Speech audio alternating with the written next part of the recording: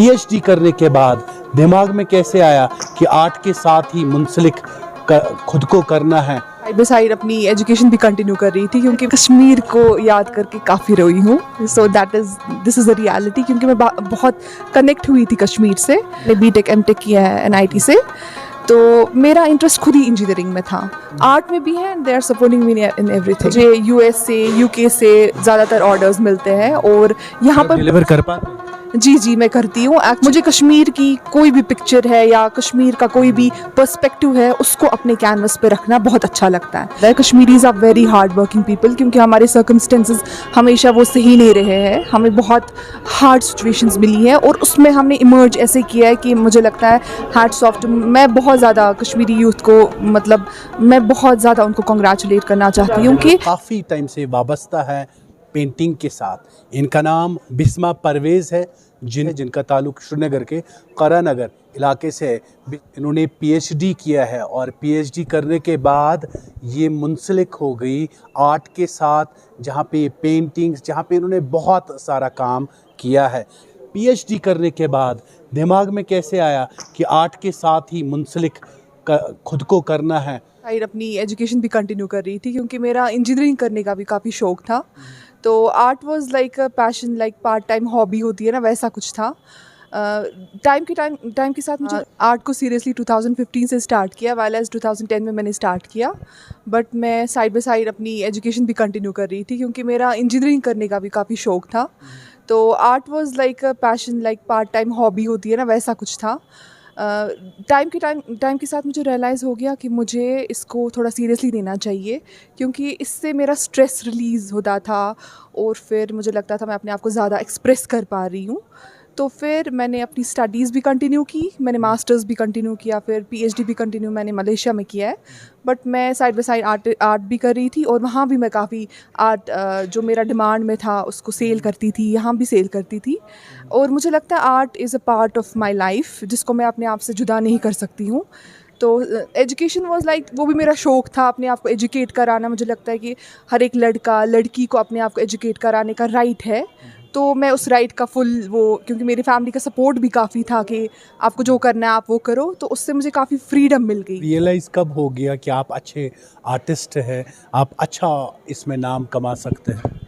जी, जब मैंने पहले से स्टार्ट किया, मैंने किसी से सीखा नहीं, मैंने खुद किया, तो मुझे तब लगा काफ़ी सारी मिस्टेक्स हैं मेरे आर्ट में, काफ़ी कुछ है जो मुझे सीखना चाहिए। क्योंकि मेरे पास टाइम अवेलेबल नहीं था तो मैं किसी से सीख नहीं पाई, मैं ज़्यादा यूट्यूब वीडियो से देखती थी। तो टाइम टू टाइम जब मुझे रियलाइज़ हो गया मेरे स्किल्स जो है काफ़ी शार्प हो रहे हैं और मुझे काफ़ी डिमांड्स आ रही है क्योंकि मैं ज़्यादा कश्मीर आर्ट करती थी। मैं इंस्पायर भी थी कश्मीर से ही, कश्मीर के कल्चर से, हमारे ट्रेडिशन या हमारा जो नेचर आर्ट है उससे।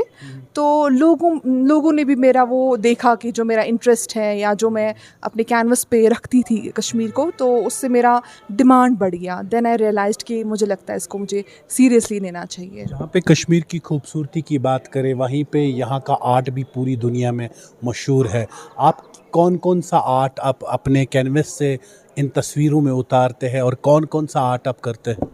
जी, मैं ज़्यादा कश्मीर नेचर बेस्ड आर्ट भी करती थी, मगर मैं कश्मीर के कल्चर को रिफ्लेक्ट करती हूँ अपने पेंटिंग में। जिससे अगर मैं फॉर एग्जांपल मैंने मलेशिया में भी कुछ एग्जिबिशंस किए हैं जहाँ मैं उनको दिखाती थी हमारा कल्चर कैसा है या हमारे कल्चर का जो भी पार्ट है, जो भी हम अपनी शादियों में यूज़ करते हैं या जो भी हमारे अच्छे इवेंट्स होते हैं, शादी या जो भी होते हैं, उसमें जो भी यूज़ करते हैं वो मैं अपनी पेंटिंग्स में रखती हूँ। या जो हमारा हैंडीक्राफ्ट है यहाँ का, वो भी काफ़ी यूनिक है, पेपर माशी या वुड कार्विंग या पश्मीना शॉल, तो उस सब को मैं अपने आर्ट में रखती हूँ ताकि लोगों को पिक्चर मिले कश्मीर की। कश्मीर से बहुत सारे आर्टिस्टों ने जन्म लिया, बहुत सारा आर्ट यहाँ पे है, बहुत सारे आर्टिस्ट यहाँ पे। बिस्मा जी के आर्ट में ऐसा क्या ख़ास है, लोग आपके आर्ट को देखना पसंद करेंगे?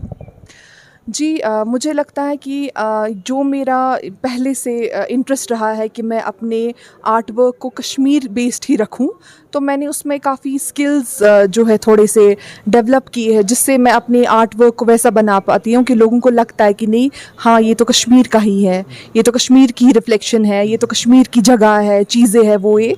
तो मुझे लगता है उस वजह से लोग ज़्यादा इंटरेस्ट हो जाते हैं कि अगर हमें घर में कश्मीर की कोई चीज़ रखनी है, ज़्यादातर मुझे फ़ॉरेन से ऑर्डर्स आते हैं, तो उनको घर में कोई चीज़ रखनी होती है जो कि कश्मीर बेस्ड होती है, तो वो लोग मेरे आर्ट वर्क को ज़्यादा प्रेफर करते हैं। तो मुझे लगता है दैट इज़ द रीज़न कि लोग मेरा आर्ट वर्क ले रहे हैं। कितने टाइम से आप मुंसलिक है आर्ट के साथ, और सबसे पहले आपने शुरुआत कहाँ से की थी? जी, मैंने 2010 से स्टार्ट किया था, बट मैं वो सीख रही थी, सीखने के फेज़ में थी। मुझे लगता है सीरियसली मैंने 2015 से लिया, जब मैंने अपनी पेंटिंग्स का सेल स्टार्ट करना किया, जब मुझे लगा कि नहीं, अब मेरी पेंटिंग्स ऐसी है कि कोई ले सकता है अपने घर, और डिमांड भी, मतलब लोगों को भी लगा कि नहीं, हम ले सकते हैं इसकी पेंटिंग, या वर्थ कहते हैं ना, कुछ पे कर सकते हैं इसकी पेंटिंग के लिए। तो मुझे लगता है 2015 से मैंने इसको सीरियसली ले लिया है। कैसे आपने अपने आर्ट को लोगों तक पहुंचाया?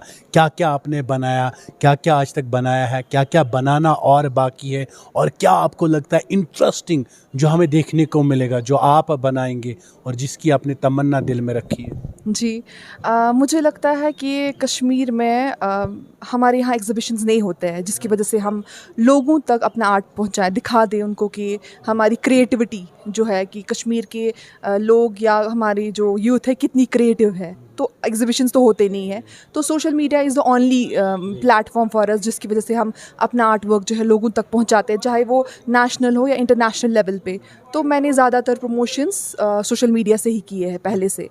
कुछ एग्ज़िबिशंस भी थे जो प्राइवेट एग्ज़िबिशंस थे, उसमें किया, मगर मेनली आर्ट एग्ज़िबिशन यहाँ पर कोई होता नहीं है, तो उसकी वजह से हमें सोशल मीडिया का ही यूज़ ज़्यादा करना पड़ रहा है। बिस्मा जी को कहाँ कहाँ से ऑर्डर मिलते हैं और कहाँ कहाँ पे आप अपनी पेंटिंग्स को बेच पाते हैं?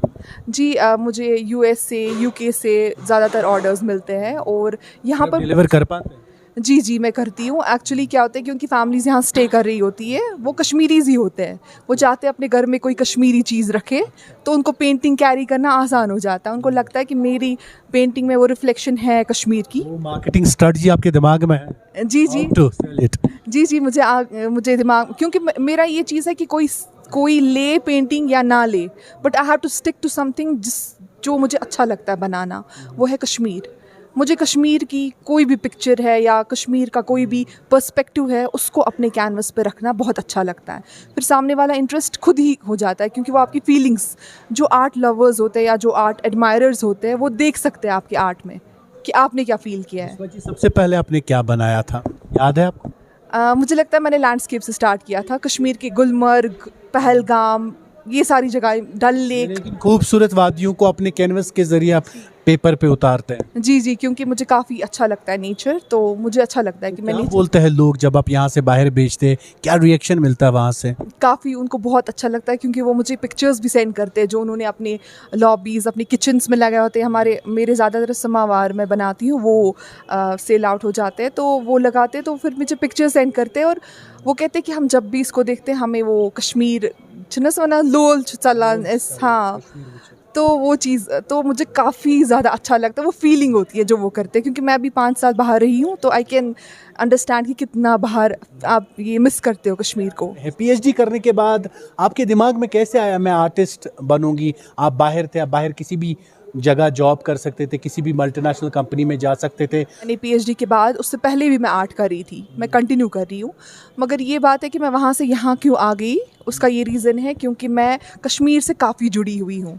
कश्मीर से दूर रहना मेरे लिए, लगाव है। हाँ, काफ़ी लगाव है, क्योंकि अब इस पेंटिंग के ज़रिए में भी मेरा लगाव बढ़ गया है। तो मैंने सोचा जो भी मैं करूँ मैं यहीं पर करूँगी, चाहे मुझे जो भी अपॉर्चुनिटी मिलेगी, क्योंकि आर्ट मेरे साथ है, तो वो स्ट्रेस नहीं है मेरा कि मैं कुछ कर भी रही हूँ या नहीं, बट स्टिल मैं कश्मीर में ही अब। पीएचडी के बाद जब आपने बोला घर वालों को मैं आर्ट के साथ करूंगी, फैमिली, फ्रेंड्स, रिलेटिव्स, घर वालों का क्या रिएक्शन था? एम्प्लॉयमेंट है नहीं, कोई अपॉर्चुनिटी है नहीं कि मेरे घर वाले बोले कि ये हैव, आप यहाँ अप्लाई करो, वो तो मैं करती रहूँगी, बट ये है कि आपकी लाइफ में एक टाइम आ जाता है जब आपने अपनी फैमिली का सब कुछ जो वो चाहते हैं आप करो, वो करते हैं। फिर लाइफ में एक पार्ट आता है जब वो चाहते हैं कि आप वो करो जो आप चाहते हो सिर्फ, क्योंकि at the end of day हमारी फैमिलीज हमारी खुशी चाहती है। आपके पास ये अपॉर्चुनिटी थी? तो मेरे फैमिली का फुल सपोर्ट है मुझे, नो डाउट। बट यही है कि इंजीनियरिंग भी मेरा ही इंटरेस्ट था, वो भी मैं बीटेक भी किया है? जी मैंने बीटेक एमटेक किया है एनआईटी से। तो मेरा इंटरेस्ट खुद ही इंजीनियरिंग में था, आर्ट में भी है, and they are supporting me in everything. कभी दिमाग में नहीं आया पीएचडी के बाद एक लग्जरियस लाइफ होती है बाहर, या बाहर मल्टीनेशनल कंपनी में जाए, सैलरी अच्छे मिलेगी, अच्छी तरह लाइफ अपनी गुजारे? जो आर्टिस्ट है वो बहुत इमोशनल होते हैं, मैं बहुत इमोशनल हूँ।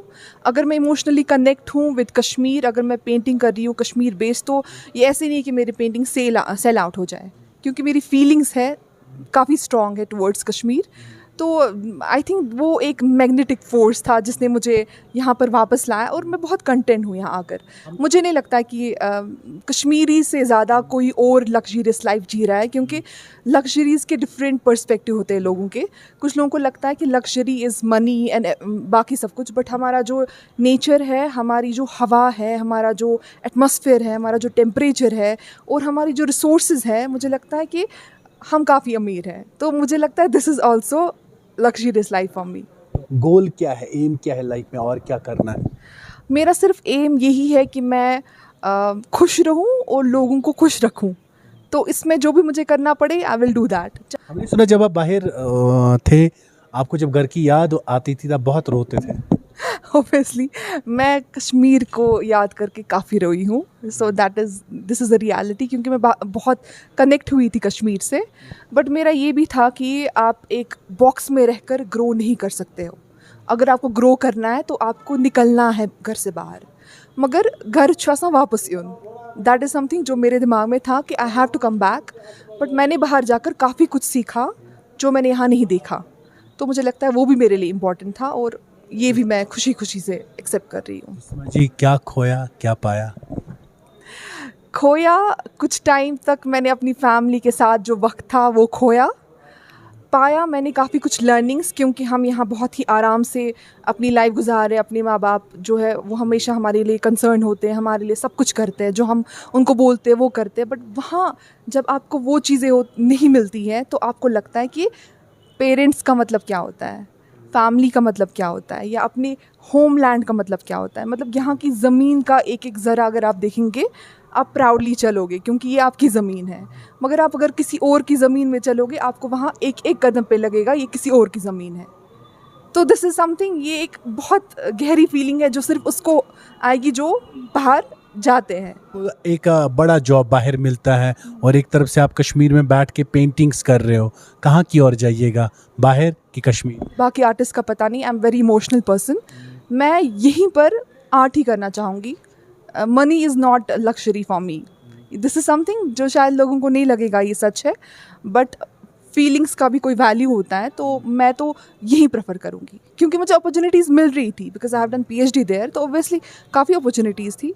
बट नहीं, मेरे लिए सबसे इम्पॉर्टेंट था कि मुझे क्या चाहिए, और मुझे फैमिली चाहिए थी, मुझे अपना मदरलैंड चाहिए था, और जो भी यहाँ मुझे मिले इंशाल्लाह आई विल बी हैप्पी। मैं मलेशिया में थी, वहाँ मुझे काफ़ी कंट्रीज़ के लोग मिले, उनसे काफ़ी कुछ सीखने को मिला।